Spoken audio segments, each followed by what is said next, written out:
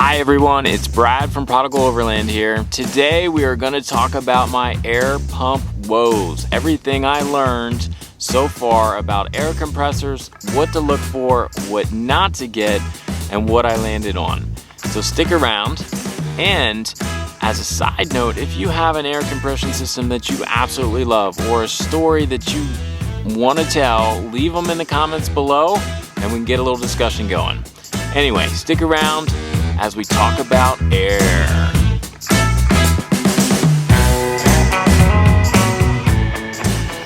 In less than a year, I have gone through 4 different air compressors. So my family and I travel full-time across the country. So we have 4 tires on the Jeep that need tended to. I've got 6 on our dually truck and 4 on our 5th wheel toy hauler. And they each take different pressures. So my main running temperature on just regular highway for your car is maybe around 33, 35 PSI. My truck takes around 70 to 80 PSI, and our trailer is supposed to be inflated to 110 PSI. Now, I'm sure many of you have seen that they make onboard air systems, okay? So pumps that install right up under your hood, they have a separate dedicated tank, and you're set, okay? That doesn't work for me because, like I said, we've got the dually truck, I've got the Jeep, and I've got my rig, and I needed a good pump that I could be able to take between all 3 and that could handle the different pressures that all 3 tires require. So let me show you what I started with, what went wrong, and what we're using now. When we first started off-roading, I just got a small little Jayco air pump, okay? We were just kind of getting into it. I didn't want something that was gonna bust the bank, but something that would allow me to air my tires down when we go off-road to get a better ride and more traction, and then obviously to inflate when we were going back. So that worked for a little bit until it crapped out. After that died, we had to get another one, and I needed one that could do a higher PSI. So I needed something to do the trailer tires at around 110. So again, I go to Amazon, which I tend to buy most of my things. Looked for another one with good reviews, went out and got it. So I'm going to show you what I ended up with, tell you a little bit more about them, how long they last, and things to consider when buying an air compressor. Okay, first up we have the Adieu air pump, again, off of Amazon. This one might have been around 40 bucks. They kind of all were around the same price because I was trying to stay cheap. But as the saying goes, you get what you pay for. So I have these because I have kind of awkward places that I need to be able to use the air pumps. I also currently running this off of the Energy solar bank. Okay, this is the Energy Apex Kodiak battery. That's been fantastic. If you guys want, I can do a video on that. Just leave a comments in the section and I can talk about that a little bit more, but that's not really what we're talking about today. Okay, back to this guy, okay? It's got an automatic, digital readout, super fancy. I think there's a flashlight here. And this one is supposed to be able to do up to 150 PSI, okay? So let me turn this up a little bit, and we'll turn it on. Got it hooked up, and you can hear what this bad boy sounds like.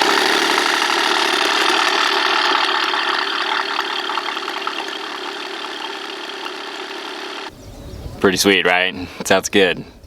So the problem I'm having with this guy is it runs for a little while and then the pump slows down, and especially if I need to do a higher PSI, like try to get to even 80 for the truck, the thing just craps out.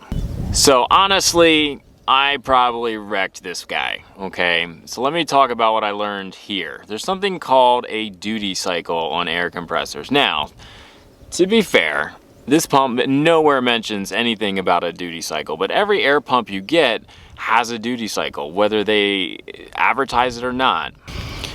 So a duty cycle is usually expressed in a percentage, anywhere from maybe 30%, 50%, 100%, okay? The higher the duty cycle, the longer the pump can run before it needs time to cool down, okay? I have no idea what this pump's duty cycle is because, again, it's nowhere on their website, okay? But that being said, I'm pretty sure I killed it because I just was running and running and running and the thing died. So I would bet that this thing can run maybe 5 minutes, before it starts to crap out. 25% duty cycle would mean that this pump can maybe run for 15 minutes, and then it needs 45 minutes to cool down before it can run again. Again, I had no idea that such a thing existed. Maybe I'm an idiot, that's possible. But again, when you're looking to buy a pump, make sure it tells you what the duty cycle is. And if it doesn't tell you what the duty cycle is and you need to rely on that pump, you probably want to keep looking. Now, the other issue I have with these little guys is even when they work, it takes forever for them to actually inflate the tire to what you want to get to. And then you've got 4 tires. So you could be here a good 15-20 minutes trying to inflate your tires.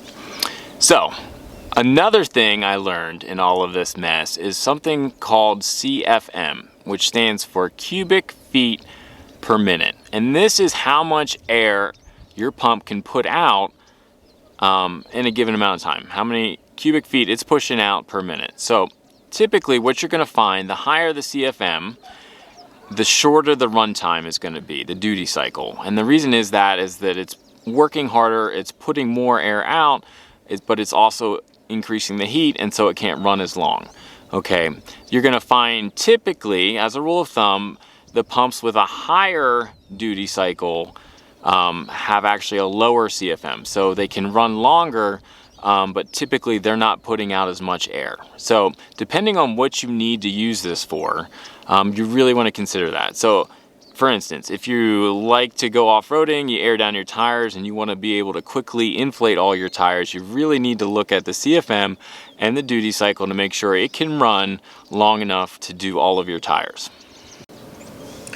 Okay, so after the last one crapped out, I went to this guy thinking, look at it, it's got a kind of beefy motor in the back, a big cylinder up front, a bigger flashlight, which must mean it works, and still a beautiful LED display. So this one is called, sorry guys, LYSNSH, Lynch air pump. Conveniently, although I bought this just about a month ago, it's no longer on Amazon. Although there is a pump that looks almost the same with just a different sticker on it. So let me show you what happens when I plug this guy in.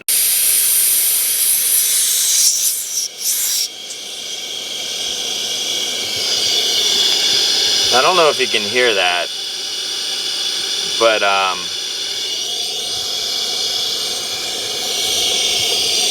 there's air leaking somewhere. I'm going to turn this pump on and show you what it does.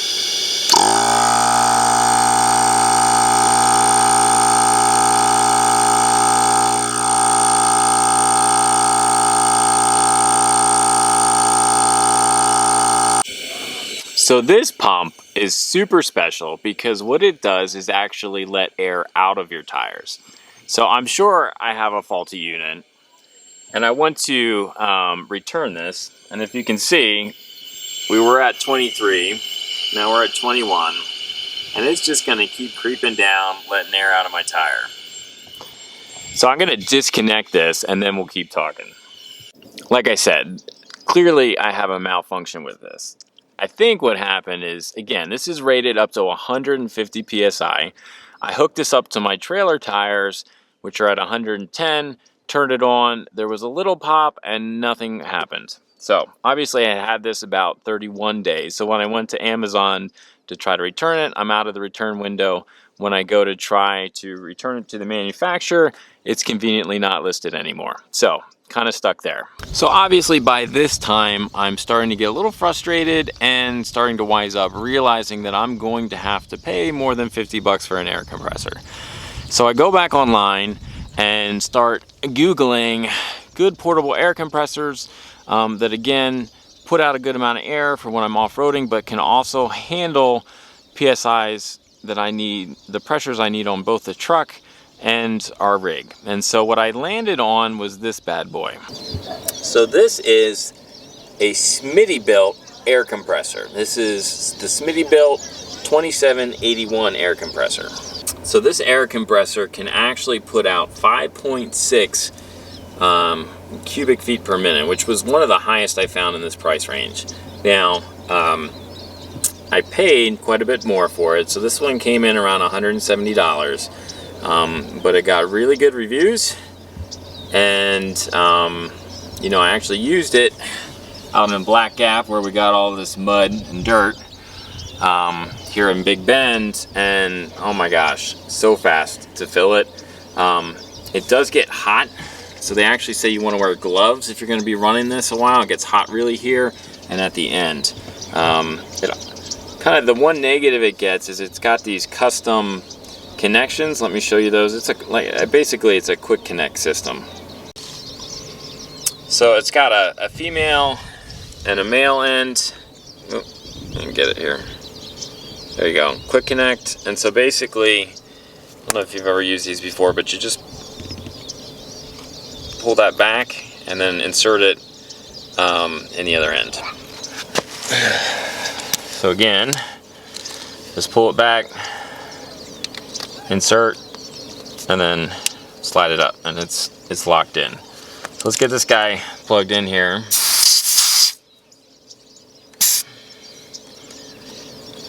Now that I let all the air out of my tires with the last pump. Okay, so right now, let me make sure you can see this. I'm running around 20 PSI, which we are not heading out on the trail. So I'm gonna go ahead and turn this on. Now one thing about this is it kind of overshoots the PSI. So you gotta kind of turn it off to see where you're at. So you'll see the needle jump up to past where you are, let it run for a while, and then you actually have to turn it off to see what the pressure actually is. So that's not super awesome, but it does a really good job inflating.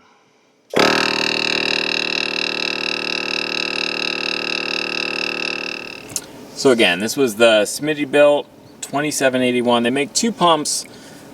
This one can go up to 150 PSI, and it actually puts out more air than the other one. So I went with this one. Now what you're also going to find with these bigger ones is they have the alligator clips that actually plug right into your battery. So this actually can be mounted kind of permanently in your vehicle if you want and connect to the car battery. Like I said, I need to have this mobile, so I keep it out. But so far so good. I've been very pleased with this pump. So a couple takeaways, some lessons learned here. Okay, spend the extra money. If you're going to use it, spend the extra money. If you just want to inflate bike tires and have a pump for emergencies, go with a $50 cheapo, okay?